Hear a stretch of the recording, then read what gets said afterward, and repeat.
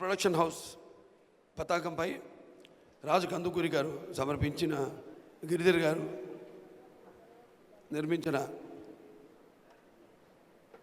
నాయకి ఈ చిత్రం పాటల ఆవిష్కరణకు విచ్చేసినందుకు నాకు మరియు ఇక్కడికి విచ్చేసిన కళా పోషకులకు, అలాగే చలనచిత్ర రంగం ప్రముఖులకి, అలాగే అభిమానులకు, పాత్రికేయులకు, ముఖ్యంగా మా Telangana film chamber commerce producer and chairman Ramakrishna Goud గారికి, డైరెక్టర్ శంకర్ గారికి, అలాగే భీమనేని శ్రీనివాస్ గారికి, అలాగే ఈ చిత్రం డైరెక్టర్ గోవర్ధన్ రెడ్డి గారి, గోవర్ధన్ రెడ్డి గారికి, అలాగే ఈ చిత్రం యొక్క సంగీత దర్శకులు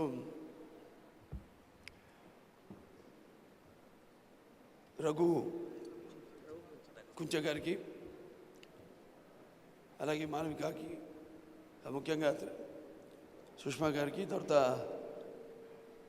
ఈ కథానాయకుడు చిత్రంలో కథానాయకుడు మన గణేష్ వెంకటరామన్ గారికి,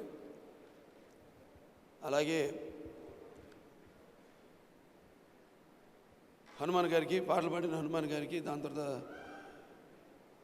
ఇంకెవరు పాడింది చిన్మయ్య గారికి, అలాగే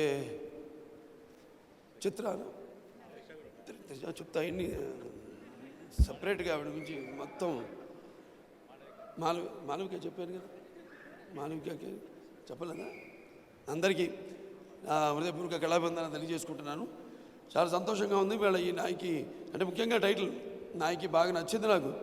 ఎందుకంటే ఇది ముందుగా అందరికీ నా ఈ నూతన సంవత్సరం ఉగాది శుభాకాంక్షలు తెలియజేసుకోవాలి. ఎందుకంటే ముఖ్యంగా ఇటువంటి ఈ టైటిల్ ఉన్న చిత్రం సందర్భంలో తప్పకుండా, ఎందుకంటే ముఖ్యంగా చాలా సందర్భాల్లో చెప్పడం జరిగింది, ఇది శుక్రుడు అధిపతి అని, శుక్రుడు అంటే స్త్రీగ్రహం అని, స్త్రీగ్రహం అంటే ఈ సంవత్సరం ఈ పురుషాధిక్యత ఉన్న ఈ యొక్క సమాజంలో మహిళలకు చాలా మంచి భవిష్యత్తు ఉంటుందండి ఈ సంవత్సరం అంతా.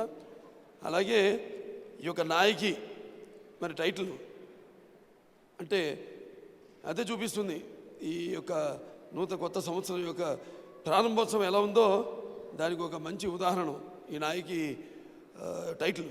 ముఖ్యంగా త్రిష గురించి చెప్పుకోవాలి. నేను మా కొన్ని పోస్టర్స్ చూస్తుంటే అదేది మన డిక్టేటర్ సినిమాలో కూర్చున్నట్టు నన్ను నేను పాత్ర ఏదైనా పాత్ర అటువంటిది అనుకుంటా. అలాగే ఒక చేత్తో మరి ఇంకొక చేత్తో అది గొడ్డలు పట్టుకుని, అది చాలా ఒక చేతిలో పుష్పగుచ్చం పట్టుకుని.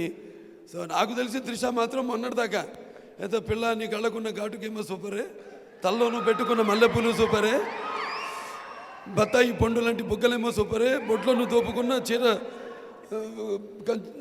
సూపరే అని. ఇవాళ మరి అంటే నటులు అన్న వాళ్ళు దేనికి పరిమితం గారు. నటన అనేది మంచి అవకాశాలు వచ్చినప్పుడు ఏ పాత్ర అయినా సరే అంటే వాటిలో వచ్చిన అవకాశాన్ని సద్వినియోగపరుచుకుని వాటిని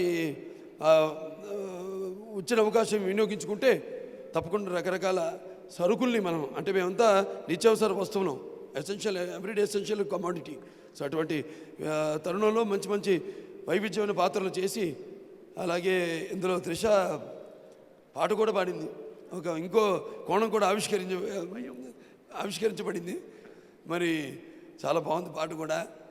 కానీ ముఖ్యంగా ఈ పాటలో ఇందాక వాళ్ళు డాన్స్ కూడా చేశారు, బాగుంది, చాలా బాగుంది. ఎందుకంటే దాంట్లో లిరిక్లో భాస్కర్ భట్ల గారికి నా అభినందనలు తెలియజేసుకోవాలి. ఎంతో చక్కగా అన్ని పాటలు కూడా ఆయనే వేశారు. మంచి అవకాశం అని చెప్తుంటా. చాలామందికి ఒక్కొక్క సినిమాలో ఒకరికి అవకాశం రావడం కూడా చాలా అరుదు. అట్లా వచ్చినప్పుడు రకరకాల పాటలు రాయడానికి కూడా మా చిత్రంలో కూడా అలా చాలా సినిమాల్లో అలా జరగడం సంభవించింది. నేను చెప్పాను ఇంతకుముందే ఈ దుర్ముఖి నామ సంవత్సరం అంటే చెప్పాను దాని ప్రాశస్త్యం.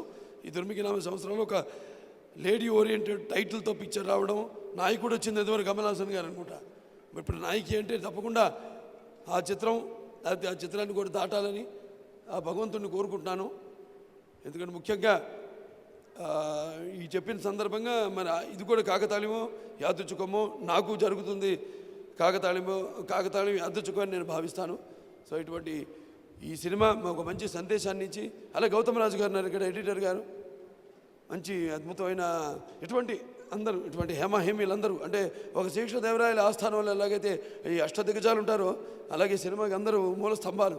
అంతా దర్శకుడు అయితేనేమి, సంగీత దర్శకుడు అయితేనేమి, లేకపోతే లిరిసిస్ట్ అయితేనేమి, పాడిన వాళ్ళు అయితేనేమి, ఈ పెట్ట చిన్నది కోత ఘనం అని ఇవాళ మాలవిక నిరూపించింది. ఎక్కడో చోలికే పిచ్చిగా లెవెల్లో పాడాం పాట. సో అంత అద్భుతంగా, అంటే అవకాశం వచ్చినప్పుడు నటులైతేనేమి లేకపోతే ఎవరికైతేనేమి ఒక మంచి వాళ్ళలో దాగి ఉన్న కోణాలు ఇలా ఆవిష్కరింపబడతాయి. ఈ సందర్భంగా గిరిధర్ గారికి నాకు ప్రత్యేకమైన అభినందనలు తెలియజేసుకుంటున్నాను. అందరికీ తలలో 4 లాంటి మనిషి ఆయన. మేము ఆయన అక్కడ రంపచోడవరం కూడా వెళ్ళడం జరిగింది షూటింగ్కి, లయన్ సినిమా షూటింగ్కి. అలాగే అట్లాగే కాదు, జర్నలిస్టులు, అలాగే కాకుండా ఇది మంచి వాతావరణంలో ఉన్న మన చలనచిత్ర రంగం అందరూ కూడా ఎంతోమంది వాళ్ళ ప్రతిభల్ని కేవలం జర్నలిజంలోనే కాకుండా చలనచిత్ర రంగం బాగు కోసం ఎంతో వాళ్ళ తరఫున వాళ్ళ యొక్క తపస్సును వాళ్ళు ధారపోస్తున్నారు. ఒక కోటేటి సురేష్ కానివ్వండి, లేకపోతే బీరాజు గారు కానివ్వండి, జయ కానివ్వండి, ఒక మహిళా దర్శకురాలు, అలాగే అందరూ కూడా చలనచిత్ర రంగంతో ఏదో మేము జర్నలిస్టులమైన కాకుండా చలనచిత్రంలో కుటుంబ సభ్యుల్లో ఒక సభ్యులుగా ఉంటూ చలనచిత్ర బాగోగులతో పాటు చలనచిత్రానికి వాళ్ళ వంతు అందిస్తున్న సేవలకు నా హృదయపూర్వక అభినందనలు, నా కృతజ్ఞతలు తెలియజేసుకుంటూ మరొకసారి ఈ చిత్రం ఘన విజయం సాధించాలని, మంచి ఒక రెండో కోణం దర్శగారి ఒక రెండో కోణం ఆవిష్కరింపబడాలని, ఇంకా భగవంతుడు ఆవిడికి ఇంకా ఆయురారోగ్యాలు ఐశ్వర్యాలు అందరూ కూడా, ప్రేక్షకులందరూ కూడా ఆయురారోగ్యాలు ఐశ్వర్యాలు సుఖ సంతోషాలని భోగభాగ్యాలని కీర్తి ప్రతిష్టల్ని సిరి సంపదల్ని అలాగే ఈ నవగ్రహాల అనుగ్రహాలని ప్రసాదించాలని మనస్ఫూర్తిగా కోరుకుంటూ నేను సెలవు తీసుకుంటున్నాను.